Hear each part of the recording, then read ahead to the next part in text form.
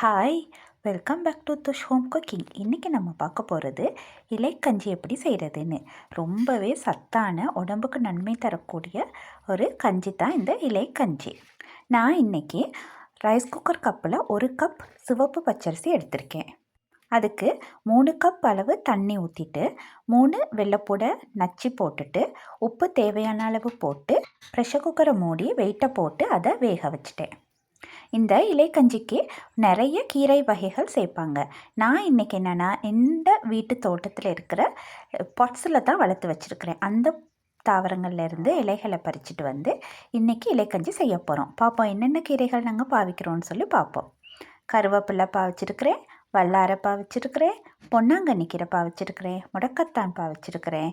கடைசியாக கீழா நெல்லி ஒரு செடி இருந்துச்சு ஒரு பொட்டில். அந்த கீழா நெல்லியையும் இதோடு சேர்த்து பாவிச்சிருக்கிறேன். வழமையாக நான் முருங்கைக்கீரை சேர்த்துக்கிடுவேன். இந்த முறை முருங்கைக்கீரை இல்லை, அதனால் இருக்கிற இந்த 5 வகையான கீரைகளையும் சேர்த்து நம்ம ஈஸியாக ஒரு இலைக்கஞ்சி செஞ்சு பார்ப்போம். இது கீழா நெல்லி செடி ஒன்று. அந்த கீரையெல்லாம் பறிச்சுட்டு வந்து நல்லா கழுவி உப்பு தண்ணியில் போட்டு அலசி எடுத்து வச்சுருக்கிறேன். அதுக்கடையில் 2 விசில் வர மாதிரி ப்ரெஷர் குக்கரில் விசில் வந்தோடனே நிப்பாட்டி விடணும். நான் இன்றைக்கி கருவேப்பிள்ளையும் வல்லாரையும் அதிக அளவில் சேர்த்துருக்கேன். பொன்னாங்கண்ணி ஒரு கைப்பிடி அளவும், கீழா நெல்லி ஒரு செடியும், முடக்கத்தான் ரொம்ப அதிகமாக சேர்த்துக்கிறக்கூடாது. அதனால் ஒரு 4 நுனி மாதிரி பிச்சு சேர்த்து வச்சுருக்கிறேன். அதுக்கப்புறம் இந்த கீரையெல்லாம் நான் வழமையாக என்னென்னா இந்த ட்ரை ஜாரில் தான் போட்டு அரைக்கிறது. அப்போ அதில் இருக்கிற அந்த தண்டில் இருக்கிற சாறு எல்லாமே நம்ம யூஸ் பண்ணிக்கிற முடியும். அதனால் நான் அந்த ட்ரை ஜாரில் போட்டு லைட்டாக அரைச்சிக்கிட்டு அதோட 1/2 கப் அளவு தேங்காய் பூவையும் சேர்த்து அரைச்சிக்கிறணும்.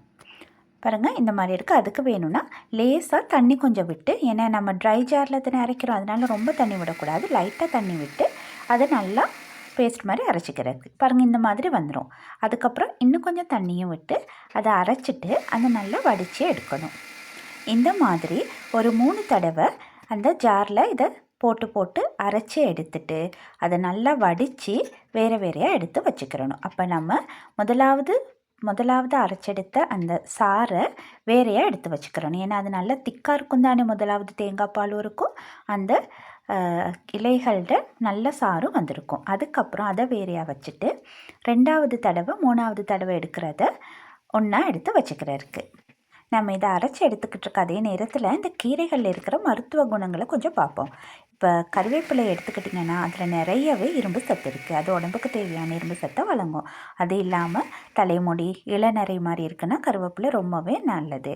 அதே மாதிரி கண் பார்வைக்கு, அடுத்தது கொழுப்பு அதிகமாக இருக்குன்னா கூட இந்த கருவேப்பிலையை உங்களோட சாப்பாடுகளில் நிறையவே சேர்த்துக்கிறேங்க. அதனால் நான் வழமையாக இலைக்கஞ்சிக்கு கருவேப்பிலை கொஞ்சம் கூடுதலாகவே தான் போடுவேன்.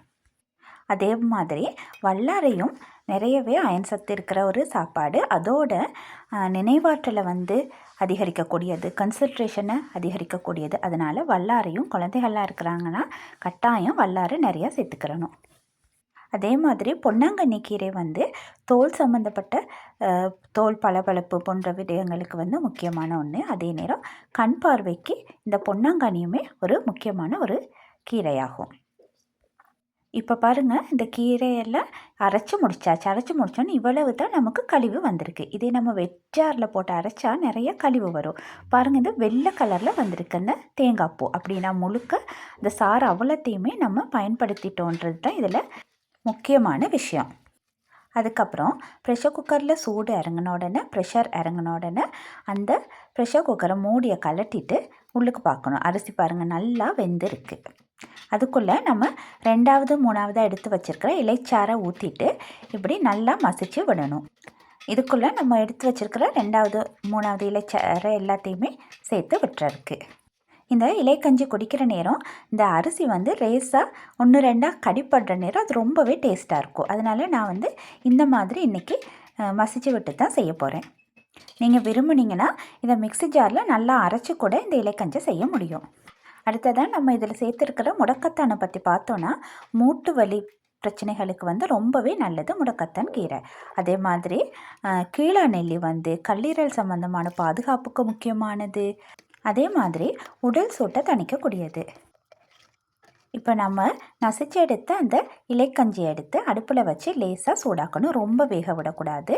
லைட்டாக கிண்டி கிண்டி விட்டுட்டு சூடாகணுன்னு நம்ம நிப்பாட்டிடலாம். ஏன்னா அது பச்சை இலைகள் தானே, அதனால் கொஞ்சமாக அது சூடாக விட இருக்குது. அதுக்குள்ளே நம்ம முதலாவதாக எடுத்த அந்த இலைச்சாறையும் சேர்த்துட்டு அதே மாதிரி கொஞ்சம் நேரம் கிண்டி விட்டுட்டு கடைசியாக சீரகத்தை கொஞ்சம் நசிச்சு போட்டு விட இருக்குது. பாருங்கள், அதை கிளாஸில் ஊற்றணுன்னு எப்படி அழகாக இருக்குன்னு. இதை கொஞ்சம் குடிச்சு பாருங்கள் என்ன மாதிரி டேஸ்ட்டுன்னு.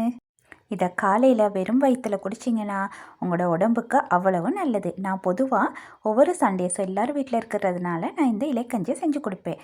நீங்களும் இதை ட்ரை பண்ணி பார்த்துட்டு என்னோட ஷேர் பண்ணிக்கோங்க உங்களோட எக்ஸ்பீரியன்ஸை. தேங்க்யூ.